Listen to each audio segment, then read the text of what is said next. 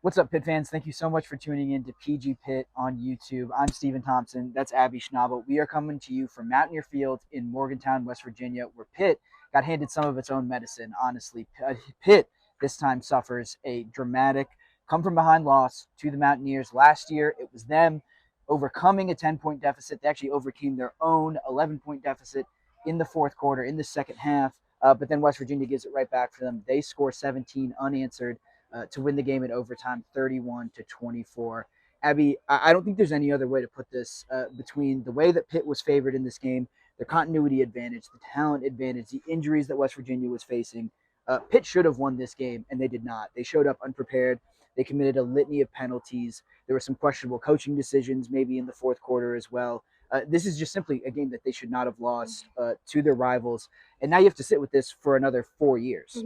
Yeah, not from the jump. It was a pretty ugly game. I mean, Eli Holstein fumbling the first play is not ideal, and it kind of just set the tone going in, and they couldn't capitalize when they had the opportunities because they had plenty of opportunities. Arguably the best player on offense, or I guess special teams technically, is Trey Bukowski, because he scored again and again and again to keep them in it. But it was just ugly. It was, like you said, self-inflicted. There was no reason that Pitt should have lost it, but they just didn't seem confident. They didn't seem prepared. Eli Holstein was scrambling a lot and not in a good way.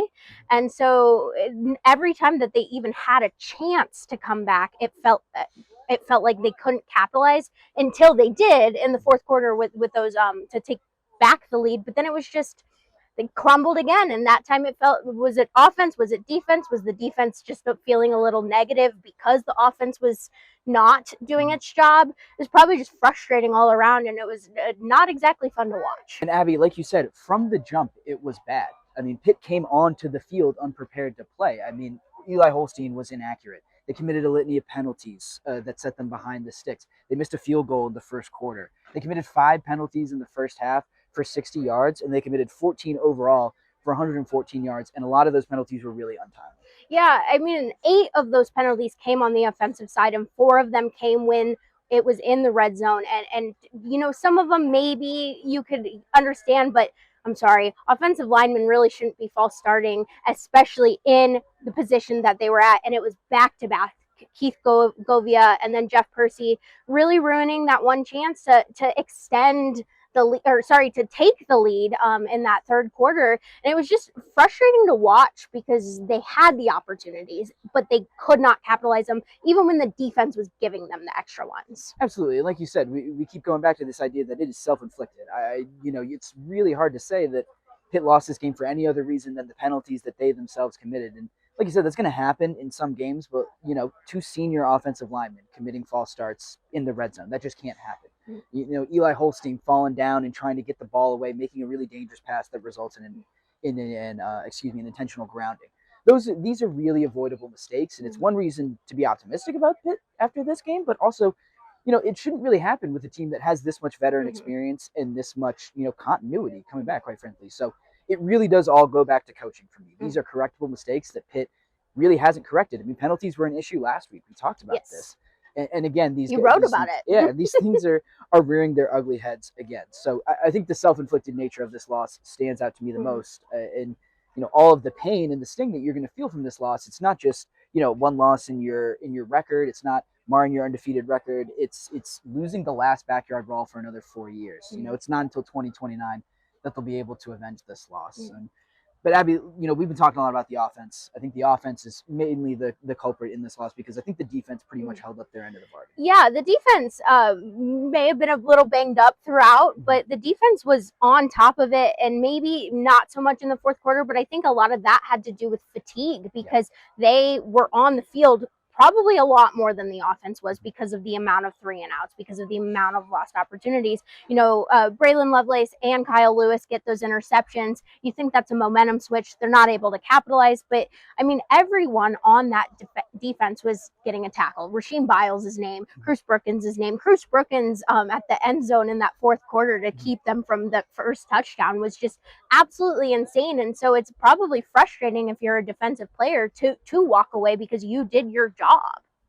Yeah, the defense was on the field for 90 plays. The offense ran 72 plays. I mean, I think therein's your difference. I mean, we talked about the offense not coming out fast enough. The defense certainly did. They were bottling up the run, which was really the only thing that West Virginia could do.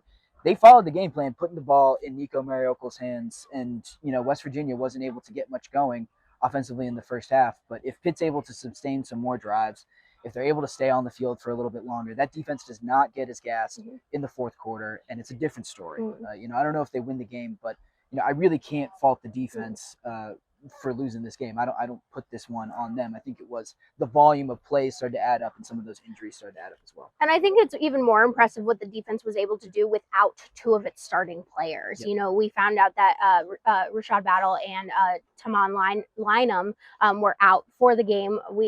I think we expected Battle to be out, but Lynham was maybe a little bit more of a surprise. And so you had guys like Shadarian Harrison and Sean Lee Jr., who are just younger guys, less experienced guys out there. But I thought they did a pretty good job. Yeah, maybe there were some misassignments here or there, but again, that's going to happen when you don't have that much experience. And so for them to come in and kind of replace those corners, I was really impressed by that. Yeah, I thought they played well, but the volume of injuries started to add up, and it wasn't necessarily game-ending stuff for a lot of these guys. But I mean, Cruz Brookins went down in the second half. You had Jimmy Scott and Kyle Lewis each taking hits and each going down, having to leave the game for a little bit. Zach Carruthers. Yeah, Zach Carruthers went down a couple of different times and had to leave the game. Then on the offensive side of the ball, you had a bunch of injuries as well. I mean, you had Eli Holstein had to leave the game multiple times to get checked out by trainers. One time he got punched in the face. He told us, his helmet got ripped off.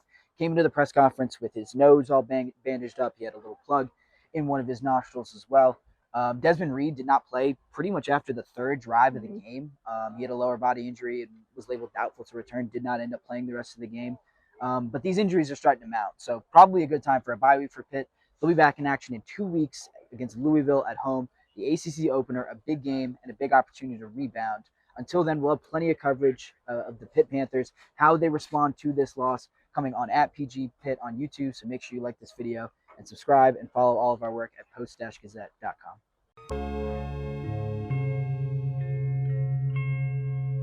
Thank you for checking out this content from Post-Gazette Sports. If you watch this video on YouTube, please like the video and subscribe to our channel. For all of the sports coverage the Post-Gazette has to offer, visit post-gazette.com.